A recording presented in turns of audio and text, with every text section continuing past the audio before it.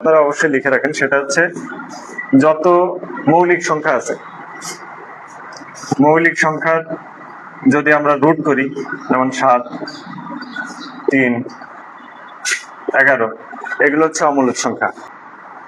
16 যদি রুট করেন 4, এটা পূর্ণ সংখ্যা। এই পূর্ণ সংখ্যা হচ্ছে মূলদ সংখ্যা। কিন্তু এগুলো যখন আমরা এটা রুট করব তখন পয়েন্ট সামথিং সামথিং চলে যাবে, এটা হচ্ছে অমূলদ সংখ্যা। তাহলে এই ট্রিক্সটা মাথায় রাখবেন, যে এটা জাস্ট জানার জন্য বা ট্রিক শর্টকাটে বোঝার জন্য। অনেক সময় মাথায় থাকবে না, ওই ব্যাখ্যা সহকারে পড়ে আপনাদের মাথায় থাকবে না যে এটা কি হবে। সকল মৌলিক সংখ্যা হচ্ছে অমূলদ সংখ্যা। হ্যাঁ, তবে দুইটা মৌলিক সংখ্যার মান অবশ্যই আপনারা এটা জেনে রাখেন, যে √2 এর মান হচ্ছে 1.414। এটা লিখে রাখেন, এটা কিন্তু এই রিটেন যখন আপনারা করবেন তখন কাজে লাগবে। তারপরে √3,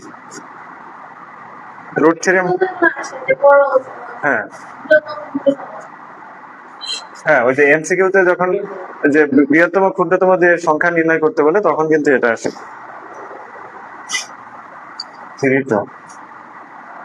এই দুইটা মান অবশ্যই একটু নখদর্পণ রাখেন।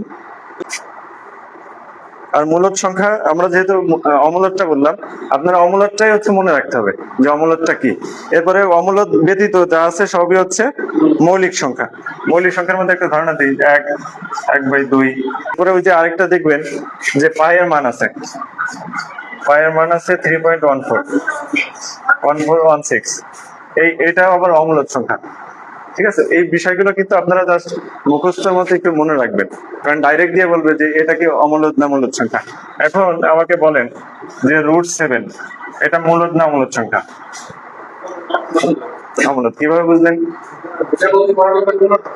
হ্যাঁ, এই যে আমাদের ট্রিক্স, আপনারাই মানে সংজ্ঞা মুখস্থ করার কোনো প্রয়োজন নাই, জাস্ট ট্রিক্সটা মনে রাখবেন, যেটা এটা আমি নিজেরই উপলব্ধি, যে সকল মৌলিক সংখ্যার যদি আমরা রুট করি সেটাই হচ্ছে আমাদের অমূলদ সংখ্যা।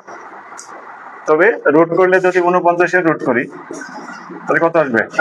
7। এটা কি সংখ্যা? মূলদ। এবার কি ক্লিয়ার হলো? এখন বুঝতে পারছেন? তাহলে দেখছেন যে ক্লাস করলে, বই পড়ে এক রকমের বিষয়, আর ক্লাস করলে কিন্তু অনেক জিজ্ঞাসার মাধ্যমে অনেক কিছু করতে পারেন। যারা এই যে আপনারা সরাসরি ক্লাস করছেন তারা কিন্তু খুব লাভবান।